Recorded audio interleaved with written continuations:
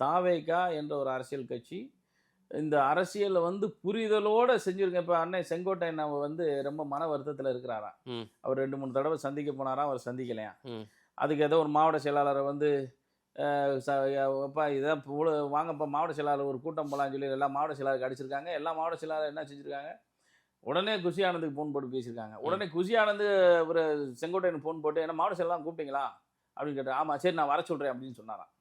இது ஊடகத்தில் வந்துகிட்டு இருக்கு, ம். பேப்பரில் படித்தேன் நான். ம். ம். அப்போ ஒரு ஒரு ஒரு கட்சியிலேருந்து ஒரு செங்கோட்டையனுக்கு ஒரு ஆளுமை முதல்வர் ரேஸில் அவர் இருந்தார். ம்.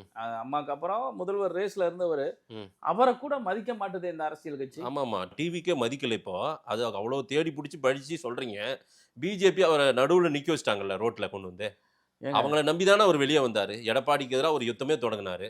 எடப்பாடி பிஜேபி நம்மன எல்லாரையும் கழட்டி விட்டாங்க சார் பிஜேபி. ஒரு விஷயம் கேளுங்க. ஓபிஎஸ் பாவம் இன்னைக்கு. ஒரு மூத்தவர். ஓபிஎஸ் வெளியே போயிட்டாருன்னு யார் சொன்னா?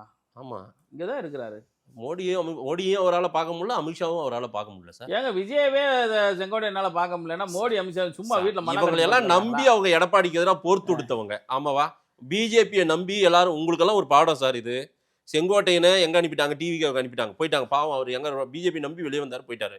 ஓபிஎஸ் இப்ப என்ன பண்றதுன்னு தெரியாம நிக்கிறாரு. உங்களுக்கெல்லாம் ஒரு பாடம். பிஜேபி நம்பி நிக்கிறீங்க, கேர்ஃபுல்லா இருங்கன்றாங்க.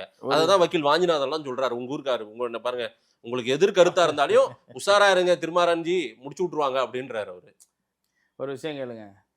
நானும் 2016 இந்த கூட்டணியில் தான் இருக்கிறேன். இது வரைக்கும் நான் தடம் மாறலை. இவங்களோடயே நான் பயணிக்கிறேன், இவங்களோடயே இருக்கிறேன். ஆனால் என்ன நடக்குது அப்படின்றது தேர்தல் காலங்களில் தான் தெரியும். என்ன செய்ய போகிறாங்கன்றது தேர்தல் காலம்தான் தெரியும். தேர்தலுக்கு அப்புறம் ஏதாவது ஒரு மாற்றங்கள் வரலாம். நான் தேர்தல் வரைக்கும் இன்ன வரைக்கும் நான் என்டிஏ கூட்டணியில் தான் இருக்கிறேன். அவங்களும் எனக்கு உரிய மரியாதை இப்போ வரைக்கும் கொடுக்குறாங்க. தேர்தல் இது கூட்டணி கட்சி தலைவர்களுக்கு கொடுக்க வேண்டிய மரியாதையை எல்லா தலைவர்களுக்கும் நிகராக எனக்கும் கொடுக்குறாங்க. அண்ணன் வாஞ்சிநாதன் சொல்கிற மாதிரிலாம் என்னை நான் சூத்திர இந்துவா அவங்க பார்க்கல. சராசரி மனிதனா கூட்டணி கட்சி தலைவராக தான் அவங்க பார்க்குறாங்க. அப்படி பார்த்தா அதிக சூத்திரர்கள் தான் இங்கே பாஜகவில் அதிக மந்திரிகளாக இருக்கிறாங்க. அதனால் வந்து நான் அப்படி நினைக்கல. இந்த கூட்டணி மாபெரும் சக்தியாக மாறி, மக்கள் சக்தியாக மாறி மாபெரும் ஒரு ஆட்சியை அமைகின்ற பொழுது நான் அந்த அமைகின்ற ஆட்சியிலே பங்கு பெற்றிருப்பேன்.